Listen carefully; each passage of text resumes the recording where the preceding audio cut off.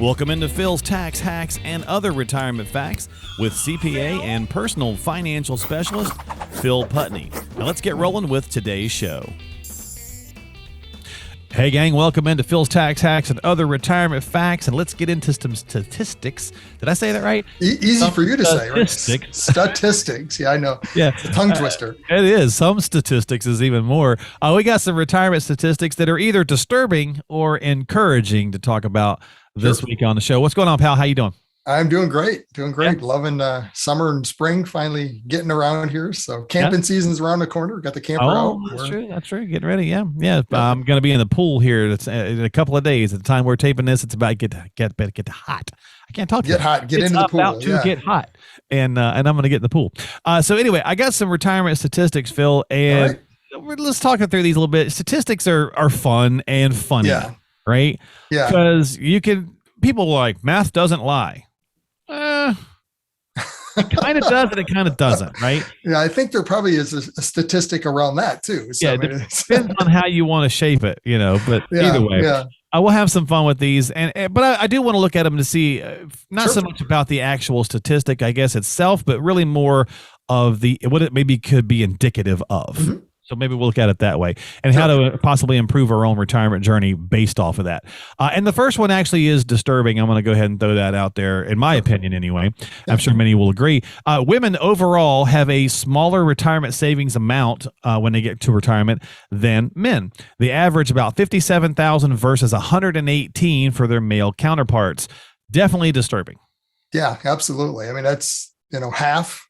Yeah. So that's a substantial reduction, from a female versus male counterpart. Now, there's a couple of reasons for it that make logical sense. I mean, the first one being the ladies typically will leave the workforce to have children. Correct. And some stay out for a prolonged period of time. Mm-hmm. So therefore, you're just not contributing. So that makes sense, and I think ladies are also the first ones to go back out again for a sick family member as well. Correct. Right? But obviously the wage gap thing, we're getting better at that. That's definitely been improving over the years, but that's a component too. Yes. I mean, I think looking at it today, you have to take in context time, right? And to your point, I mean, those two major factors are a big piece of that. Pretty major. And I think as we look down the road, if we were to have this discussion maybe in another 10 years looking back, I think you're going to start to see that gap close. Yeah, I would agree. Because more females are entering the workforce, taking on similar positions, getting hopefully closer pay. And I think that's started to narrow between, a similar position, qualifications, et cetera, male and female. I think from what I've seen, at least they're starting to come more in line. Yeah. So then the retirement savings aspect should catch up. But again, it really comes, some of it's choice, right? So I mean, if you, as a couple have decided to have families, right? If you've decided to have a family, and the wife is the one having the kids and staying at home. And a lot of them do take a period of time off, while the kids are at least younger before they go to school, if they don't want to use daycare, so it comes down to choices. And so disturbing to some extent, absolutely, but just understand why. But not completely surprising. Yeah. Right. Yeah. Well, it could be there because of those reasons. So if we're looking for an improvement to that outside of what we can control here, talking on the show, obviously we mentioned the wage gap stuff's getting better, but let's say you do leave for a little while, you come back to the workforce after the kids have grown a bit. Is that maybe looking at and working with your partner and saying, okay, let's catch me up some by, I'm going to put some more away from my income while maybe the other person kind of, backs off or whatever. And again, working with an advisor earlier on in your journey towards retirement, not waiting till 50 or 55, but maybe starting that at 40, would help kind of shore that gap up as well.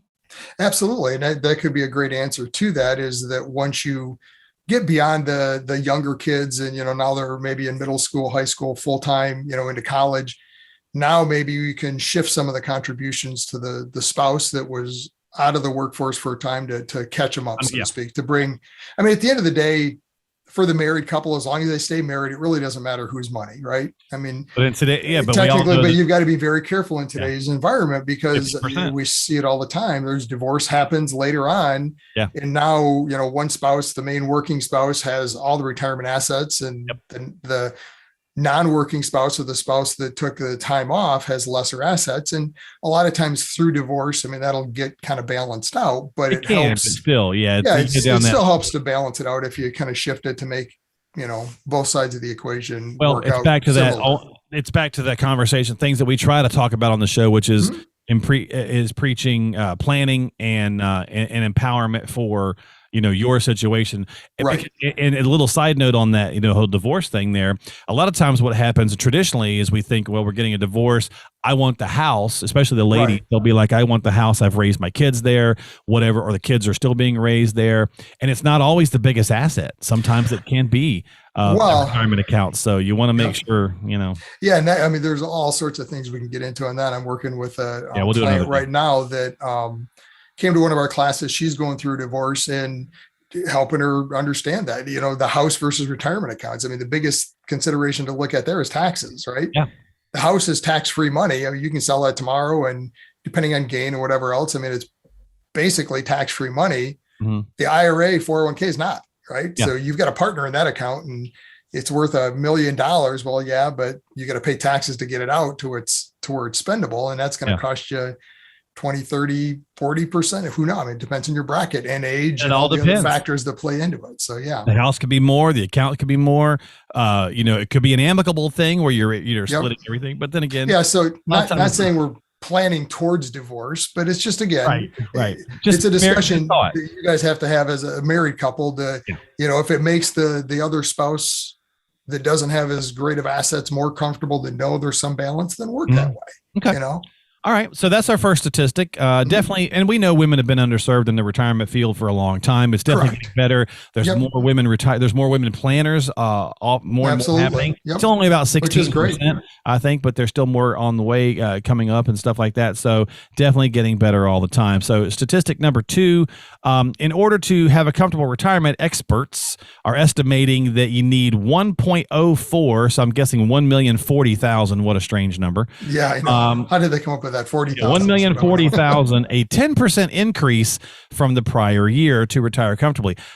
I don't care for the number, but the 10% increase, I think I agree with. Yeah, that's I would agree with, just because, again, of long-term market expectations. I mean, look all over the board, no matter who you talk to, the next 10 years from an equity market standpoint doesn't look great, right? I mean, I've heard statistics all the way from a -6% to, I think the highest I've heard is a +6%. There's a lot of people in the camp of 2 to 4% is the real or the nominal prior to inflation expected return from equities over the next 10 years. So this isn't something that we're not used to. I mean, 20s or 2000, right? The lost decade. Yeah. I mean, it's the same concept. There's a lot of correlations that I've heard drawn between the time frame we're in now and what it looked like back then. Yeah. So to that point, you would need more. Yeah, exactly. So we're kind of walking into that time frame. We're going, really? I don't want to be in the lost decade for retirement. Can I roll the dice again? I want to be in the 09 to 19 retirement.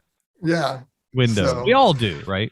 Right. But it's markets and timing and when you're at. So you don't get to necessarily pick. That's right. It's all about age at that point. Yeah. But that's where planning becomes even more important to understand. Okay, how do I prepare for that? Yeah. Knowing that we might be entering this time frame where equities, inflation is going to be higher, all these different factors coming in. Okay, how do you invest for that type of an environment long term? And that's when you're looking at any kind of decision like this. Don't get focused on the now. You've got to understand that. Focus on the big picture long term, but make decisions appropriately today, not just for today, but for long term. Well, and that's where, somebody, if you're watching this on YouTube and you're reading, the experts say you need 1.04 million to retire, and you're like, well, based on inflation, I probably need more than that. That's where we're always kind of big on saying, don't get wrapped up in that focal number. It's more about the income and it's more about a lot of the other pieces, but a 10% increase definitely probably on the way. So, yeah. All right. Number 3, 55% of workers plan to continue working in some capacity in retirement. Encouraging or disturbing? I think if it said 55% of workers have to work, it's disturbing. Right. Then it would be disturbing. And working in retirement, I mean, I've got a lot of clients that do. A lot of them will retire from their job, take a year or two off as they kind of figure things out. and then realize, you know what, I really need some activity, some interaction with other people. And I like to do something Yeah. that I've got all the honey-do list done, right? You know, so you've got Yeah. everything that you could get done. And now you want to get back to doing something. So they'll take a Yeah. part-time job at a golf course if they like the golf or wherever it is, you know, I their think this interests one's are. encouraging because To me, that doesn't bother me. Yeah, I think there's going to be a lot of people in retirement that might take up some kind of a part-time job. Yeah. More for that extra spending money. Yeah, now I don't have to worry about in the budget, so to speak. This is my extra money. Right. Yeah. Yeah. Plus it's just some interaction, activity and stuff. Yeah. I see it as a positive from just, hey, 55% of retirees just want to stay active. So I look at it that way. So that's good. Or maybe it's a matter of you've been retired a couple of years and your wife says, okay, the two of us can't be in the house all day together. You got to get a job. Get out. Yeah. All right. 25% of Americans increased their financial savings as a result of the COVID-19 pandemic. You want to go silver lining? People were not spending as much. Right. This can feel, again, statistics, you can make them do what you want. I could easily go 25%. That's all. That's just, that's disturbing. Yeah. Or especially when we were locked down for how many years, can't do anything anyway. Or you could go 25%. Hey, that's pretty good. So, yeah. And I think a big piece of that is the fact of not having options at that stage, right? Sure. You couldn't travel. You couldn't do all these different things that normally you would do. So yeah, you were forced into saving more. I mean, that just happened. I think as we start to look at this, you're going to see some of that unwind. I was just reading a statistic recently about inflation in different segments of the economy. And, now it's shifting from the goods to the services side where, travel has gone through the roof. I mean, they were talking about airfares up 33%, hotels, I think, are up 25%, rental cars are up 10%. Why? Because everyone's traveling again. Yeah. So it's funny how they're like pent up demand over all these 2 years of not being able to do as much of it. Now it's like, everyone's out there. And it hits us so funny sometimes. You're like, wait a minute. A year and a half ago, hotels would have been dirt cheap because if you were allowed to be open, nobody was going anyway. Right. And you were begging for people. Now that we're wanting to go, due to inflation, we have to raise our cost. You don't have to raise your costs. You're raising them because you can. Now, they can make the argument that it's costing them more to get the food into the hotel or to get the whatever. Sure. But at the end of the day, it's not, the room doesn't cost any more than it did 2 years ago. No. There's some things inflation just make us go, Well, there's so many factors, and especially that side of it, that's all supply driven and demand driven, it was interesting. I just recently took a trip and, landed. As soon as we landed, I pulled up the Uber app and started checking, okay, what's the Uber, from the airport to my hotel? Right. It was like $14. I'm like, okay, that's not bad, and by the time I got off the plane down to the luggage area to where you could, catch the Uber and checked it again, it was $24. I'm like, wait a minute, what? How in the world did you just go up $10? Of all the people coming off? Because the demand. Yeah. There must have been flights coming in, demand was there, so prices went up. I'm like, okay. Wow. So $10 in the time you got from the terminal to baggage to where you could, that's where you catch them. I'm like, this is crazy. What in the world? Wow. So, but that's a lot of it's supply and demand, demand is up. So, but to our point on savings, I think if you look at that statistic, a year or two down the road, you're going to see it come back to more normality. Yeah. I think people do save more as they've seen some of the things that have happened. Hopefully that sticks. A lot of times savings is one of those, we've got a very short memory, right? It's like, I got to save some more money. And now, things are open, everything's good. So I'm going to spend and, think as much about it. Versus having that little nest egg in case, or that little emergency fund in case something gets squirrely again. Well, I'm going to finish off on this last one here, Phil, because this one is pretty alarming. It's not surprising in some ways once we break it down, but it is fairly alarming. The number of retired workers receiving Social Security benefits was almost 70 million in 2021, up 45 million people from 2 years prior in 19. Yeah, clearly, so up from 45. So there's another 25 million. That's huge. 25 million people retired from 19 to 21. Pandemic obviously had a lot in there. People close to the age deciding it's done. We've talked a lot about that. There was the Great Resignation. But the disturbing part is the taxation, not actual taxes, but the taxing, I guess, of the system. That's no. I mean, at the end of the day, it's a lot of people pulling Social Security. But you got to think through the Social Security statistics, right? Because they run this math every single year. They know in this large pool of people, ages and life expectancies. And to them, it doesn't matter when you pull the benefit, whether you pull it Even if early, it was- whether you pull it late, it doesn't really matter. Even if that was enhanced because of early retirement or something like that due to Social Security, due to No, because they end up pulling it early, so they take a lesser amount. Okay, all right. And statistically, from Social Security, they've got what we call the law of large numbers on their side, right? So, it looks like, oh, it's terrible. 25 million, that's a, 50%, 60% Yeah, increase. it seems That's like huge, that would be a heck of a pull on the system. And yeah, it's going to be an immediate pull today, but the long-term pull is going to level out just because they've already run that math to say, statistically, it doesn't matter to them when you file because you're going to get roughly the same amount of money over your lifetime. Well, maybe that's statistically with the big pool. Yeah, now, maybe that's individually. You've got to look at the numbers specifically for your scenario. So you see, but you're using logic. So as a CPA, but some political person or something will go, Social Security's broke because all these people are retired. So we gotta cut this or raise that or something like that. And that's the frustrating part. Well, that's to me is the frustrating part with it because this has been a discussion on Social Security for years with clients. Don't listen to the media and be careful where you're getting your information on Social Security specifically. Does it have problems? Absolutely. I just fell for it. You just set me straight. So can it be fixed? There's a lot of things they can do to fix it. Yeah. At the end of the day, what is it? It's a guaranteed government benefit. It's got cost of living. And there's a lot of pros to that benefit. Don't make the wrong decision on Social Security because, oh man, everyone's getting it. I better get it before it runs out. And now all of a sudden emotions are taking over and you're making a decision based on something you heard that is fact. There's nothing, this is fact. Yeah. But what's the effect of that, right? The effect on the whole system, Social Security system isn't going to change, right? It brings that demand forward a little bit. The trust fund might go down quicker, but overall they plan for this. They understand that this isn't 25 million new people that were born that are collecting today. No, they knew these people were there. They had them on their radar. To them, it really doesn't matter when they file.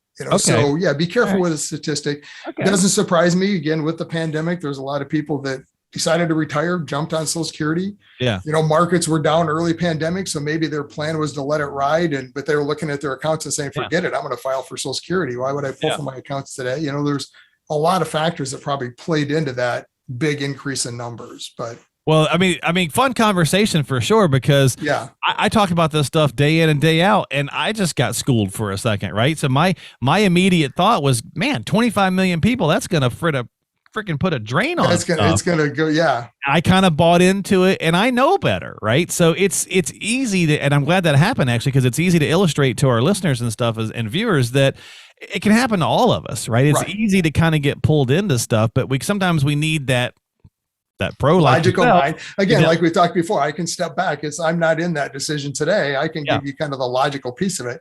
No, at the end of the day, my role is to tell you that, and if it's still something uncomfortable to you and you want to file early, then let's plan that way and let's file it. Right. Yeah, exactly. It's your decision, your retirement. Here, I'm showing you pros and cons. You make the decision. Yeah. So. No, that's awesome though, because again, statistics, you can get them to do anything you want them to do. Right. So for the most part, they, but it is, they have fact, typically. It's just a matter of how you then want to kind of frame that conversation. Right. And where you want to take it. So again, some good stuff, good conversation today on the podcast. Thanks as always, folks, for hanging out with us. Hopefully you learned something new. And I did. You got, maybe you picked up a little nugget along the way. So if you need help, as always, definitely reach out to Phil or any qualified professional before you take any action. Of course, Phil is a CPA and a personal financial specialist, and you can find him at philstaxhacks.com.